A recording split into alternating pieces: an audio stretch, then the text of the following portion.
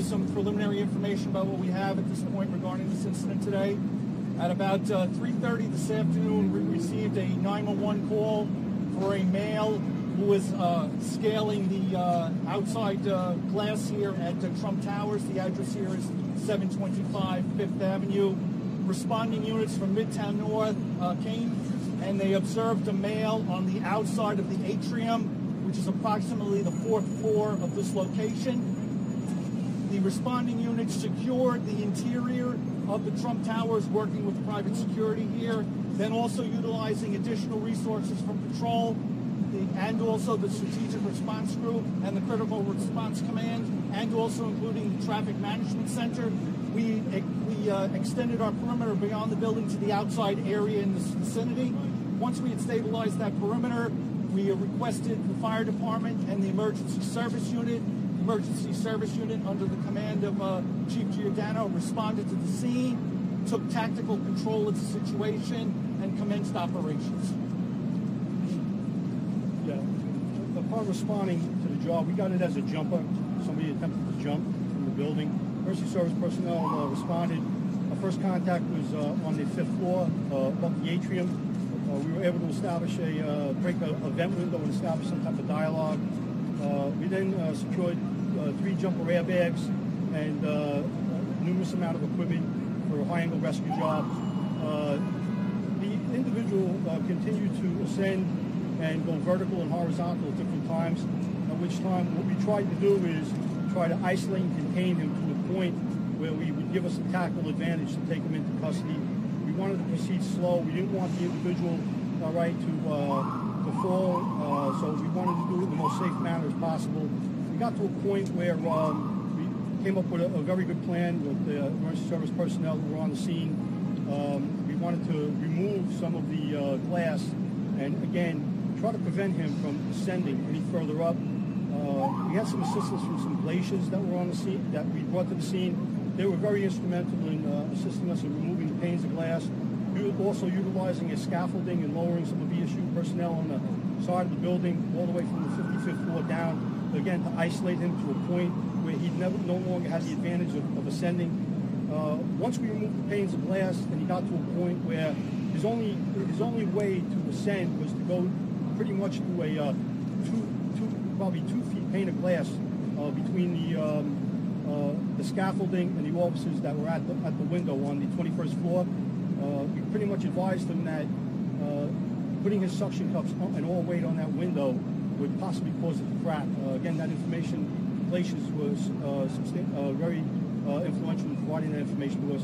And then once he proceeded to pretty much ignore that and tried to ascend, Detective Williams and Detective Walker found they were in the opportune moment to tactically take advantage of that opportunity and bring that individual into safety through the window.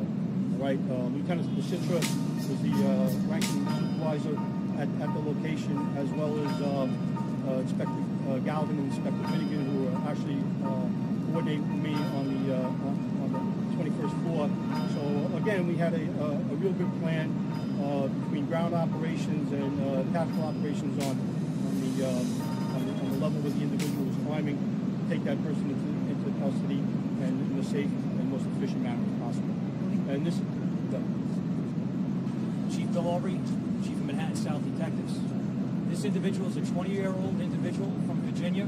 He came up here yesterday. He stayed at a local hotel.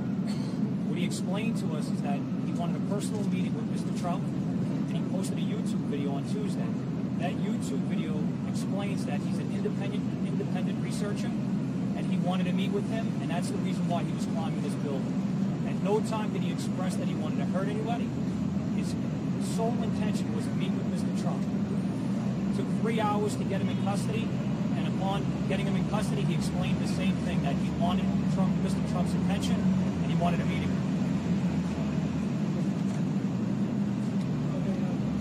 Any questions? We'll take some questions. What was in the backpack?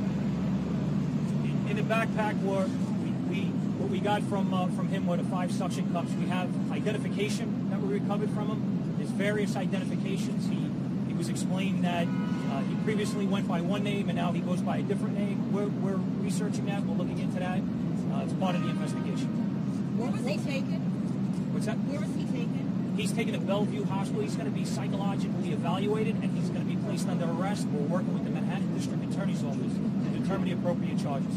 Chief Albury, does it appear that this individual has tried anything like this before? I'm sorry, what? I mean, it appears like he knew what he was doing. Yes. To dare to climb, so many floors. Any background on him as a climber or anything like that? We're looking into that. The suction cups could have gotten, he could have gotten them from any mountain climbing type facility or store. So that's part of the investigation. We're going to look into all of that. Where was the Secret Service during all of this? During the course of the operation, we were in a consultation with the Secret Service throughout. With the building so secure with Secret Service and NYPD, how did the guy even get close to being able to climb up? That matter's under investigation at this point. Did he put up a fight when he was being swung in? We talked to the detectives. Yeah, you're with the rescuing officers. As I said before, we were in consultation with the Secret Service throughout this operation. I would refer that question to the Secret Service. Could we talk some about the moment that you brought him in, what you were waiting for, the situation you were waiting for, and how it presented itself? All right, well, Chief Giorgiano can speak about when the decision was made, and then he'll have the two officers. That'd be great. Well, again, basically this conversation that was said was he wanted to climb to the top so that he could talk to Mr. Chief. That was the basis of most of this conversation. But again, what we wanted to do was get to a point where we would have the advantage, again, to be in close enough proximity to safely secure him and take him into custody without endangering any of the officers, and again, endangering even his life. So when he got to the point, like I said, when he was on that painted window, where if he would have put all his weight, there was a possibility he could have cracked. All right, Chris Williams and Dave Walker, again, felt that was an opportune moment, all right, for them to make that rescue and bring him into the location. Could you talk about that moment, what you were waiting for, or what you were looking for, and how you took advantage of it? I was waiting for the perfect time to present itself when I felt it was safe for him and myself and my crew, so that when that time came, I did talk to my crew, let them know, listen, he's at a level where I am able to grab him safely and bring him in. When it presented itself, I reached out, took hold of his hand, and I said, sir, you need to come with me. And I brought him inside with the help of my partner, and placed him in custody and had him over to EMS. Did he resist? Did he resist when trying to bring him in? There seemed to be a little bit of a scuffle there. He thought about it. What did he say when he was going to He didn't have much to say about that. What happened inside the building? Was there a scuffle? Did you have to wrestle on the ground, anything like that? Or did he go peacefully? No, sir. He went peacefully. Can you talk about the conversations you had with him as he was climbing up? What were you saying to him? What was he saying back to you? You saw some moments when you were lowering the hook down and you were having some talks. What were those conversations? I was lowering the safety line to him to explain to him he should lock himself in, God forbid something happened.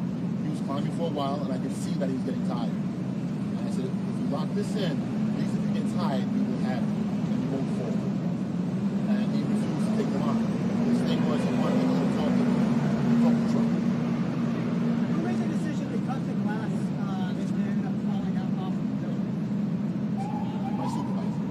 So did you guys realize that he was right below you when that glass was cut?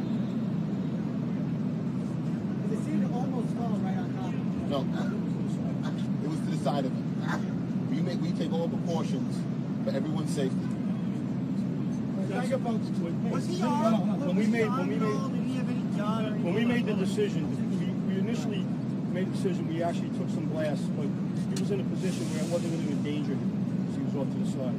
Once he swung over to the other side, again, the plan was developed upstairs that we couldn't do that anymore. So again, the concept was to remove the window panes, and again, this would provide safety for not only him but also the officers and anybody below that were in rescue operations. So that decision was subsequently made based upon where he was and our ability now to contain him and isolate him to that location. Thank you, Chief. Thanks all. Thank you very much. What does it say to you that a man